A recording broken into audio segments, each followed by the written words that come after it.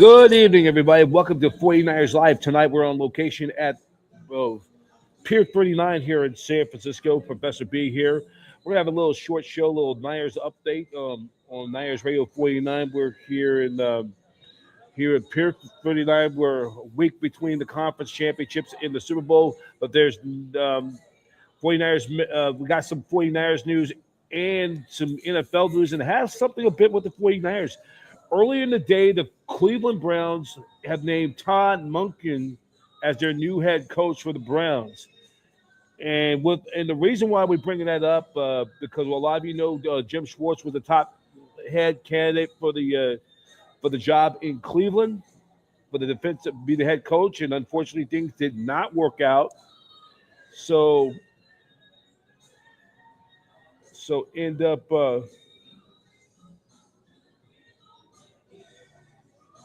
So now end up. So it looks like now, and there's some speculation that I think he's going to leave the Cleveland Browns organization, and maybe could be the top candidate to replace Robert Saleh as the Niners' new defensive coordinator. And that would be a good thing. I think he'd be the right fit for the 49ers defense. And he had a Myles Garrett who ended up being the NFL's Defensive Player of the Year. And so pretty much that defense of the Browns really balled out all year long, even despite a disappointing season. But Jim Schwartz is no stranger to that organization with the Cleveland Browns. Jim Schwartz had been through it before. He was you look at his he was on Bill Belichick's staff earlier in he had two stints. This was his second stint with the Browns organization. He was with the Cleveland Browns.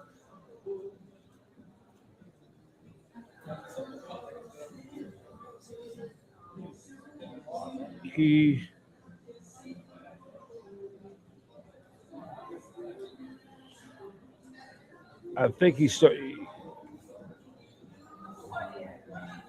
So he decided. I mean, he was on the staff with Bill Belichick in the early mid '90s, and then he was the defensive coordinator with the Titans from 2001 to 08 when Jeff Fisher was the head coach. During his time with the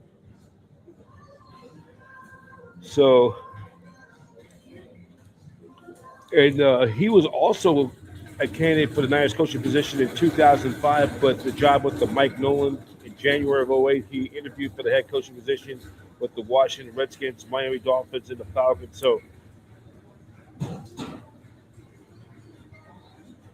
And he was on the Philadelphia Eagles staff where they helped break that long drought of winning the Super Bowl.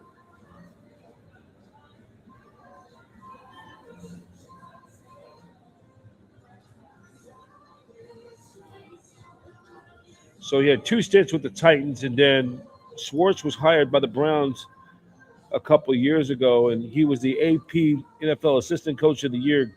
Garrett was set an NFL sack record with 23 during this past year. So Kyle Shanahan kind of knows Jim Schwartz, and we're hoping that he can come out here to the Bay and retool this Niners defensive unit.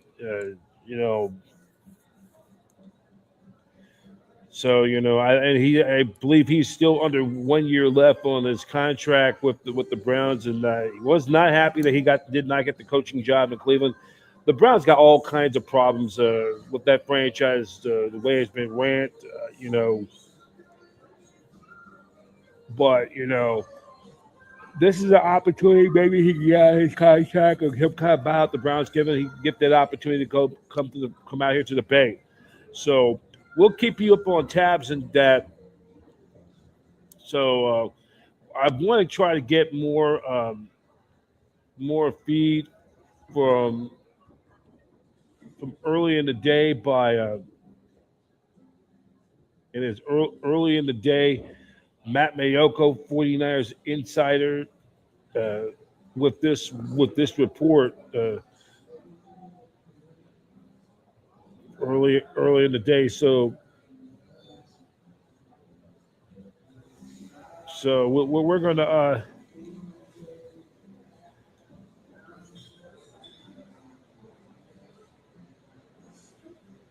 so we're going to yeah. But the big story of the day, the NFL in the Hall of Fame. Bill Belichick did not was one of the semifinalists. Did not get in on his first try, uh, and and then wondering we're going to find out sometime next week whether Roger Craig will get into the Pro Football Hall of Fame, and he's one of the candidates for the senior list, along with a four-time Super Bowl champion LC Greenwood and Ken Anderson, who was the NFL's league MVP in 1981, helped the Bengals to their first ever trip to the Super Bowl, which they fell against your 49ers back in the 81 season. So this was Matt Mayoko's take on Belichick not getting to the Hall of Fame, and this is what he said earlier today. We're going to cue that up.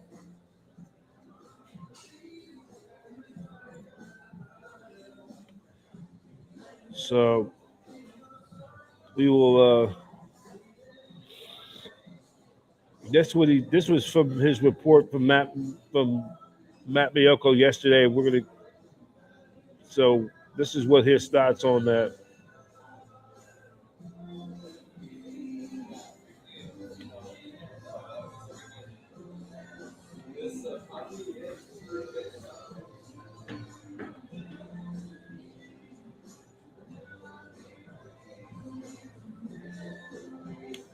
We're going to show you that clip right now.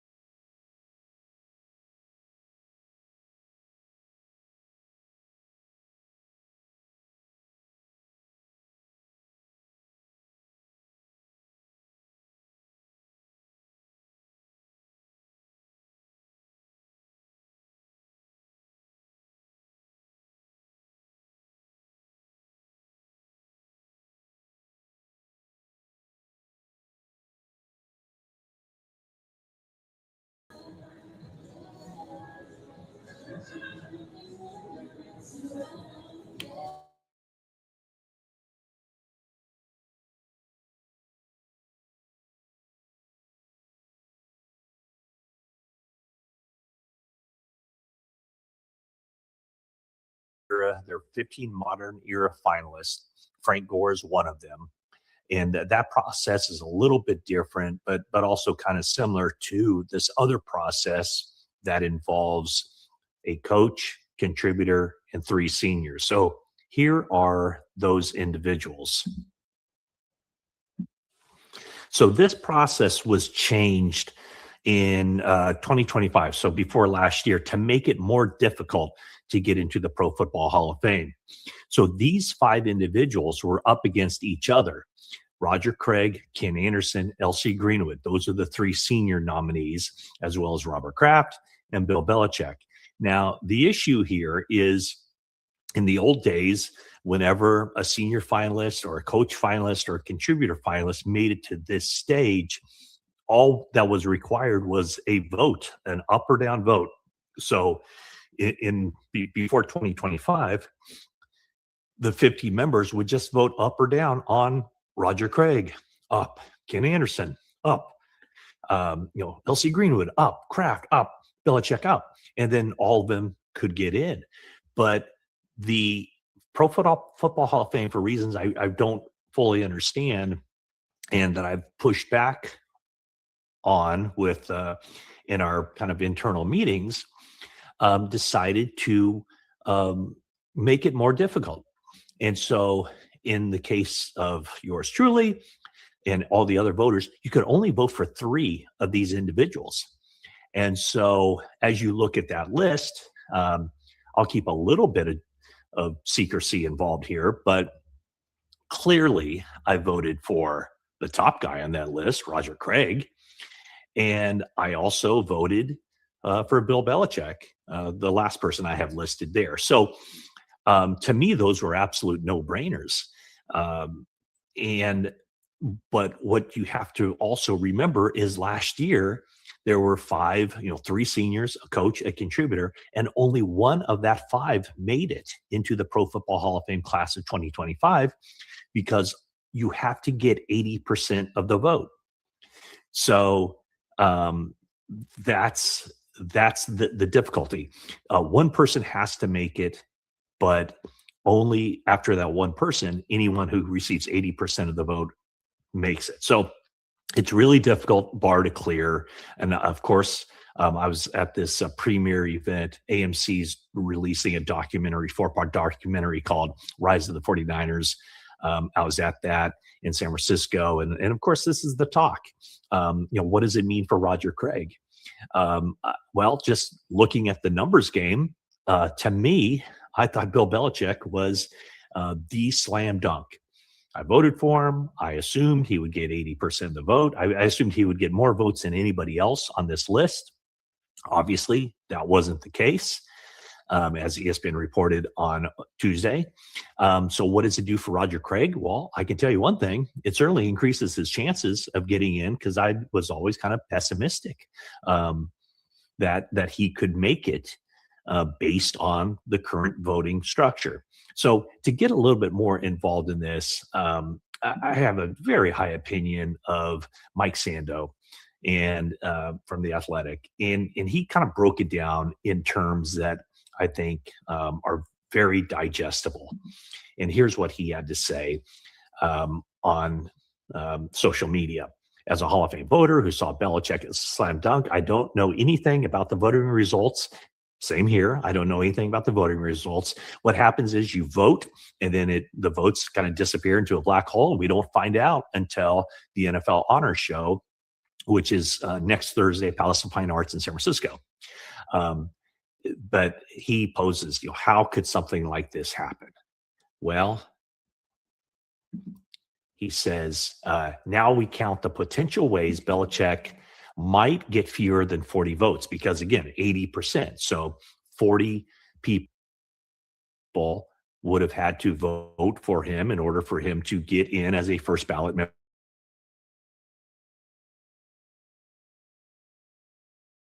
11 or more people must have voted for 3 other people to get in.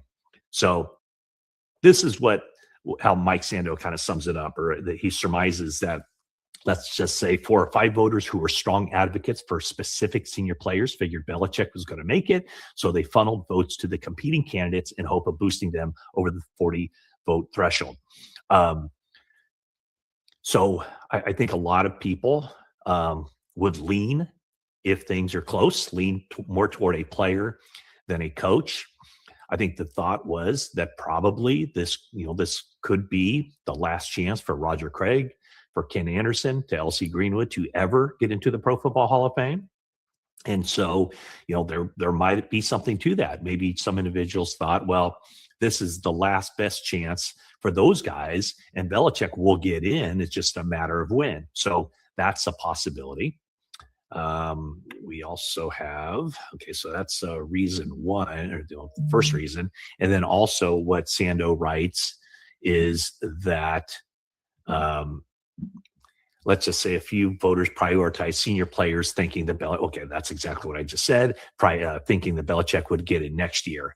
And then let's say a few voters found Spygate and cheating disqualifying. I don't know about disqualifying, and again, I have no inside knowledge on what other people voted, how they voted, but I think it's possible that some voters thought, okay, he didn't check all the boxes. Maybe he's not a first ballot guy because of the scandals that the Patriots had while they were winning those 6 Super Bowl championships under Belichick's direction. So, I mean, that could be. And then the Pro Football Hall of Fame also changed the rules as far as coaches. They changed it from a coach had to be out for 5 years before he was first ballot eligible for the Pro Football Hall of Fame. They changed it to 1 year. So it could be that, there was some thought that Belichick might only be at North Carolina for 1 year or 2 years and be back in pro football as a head coach. And therefore his NFL coaching resume wasn't completed yet. So all those could definitely be reasons for why Bill Belichick did not get in reportedly on the first ballot. So,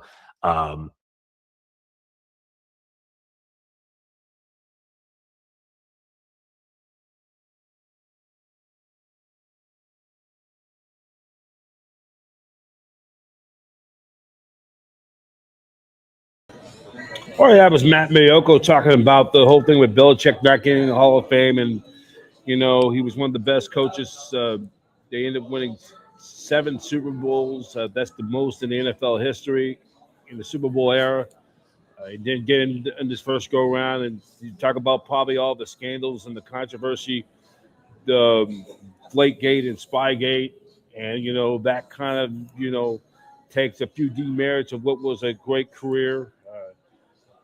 And, it was a shocker. So, I mean, Belichick will ultimately get in to the Hall of Fame. That video, courtesy of Matt Mayoko, we're going to hopefully try to get him on right after the Super Bowl. We'll try to get his thoughts of the Niners going ahead.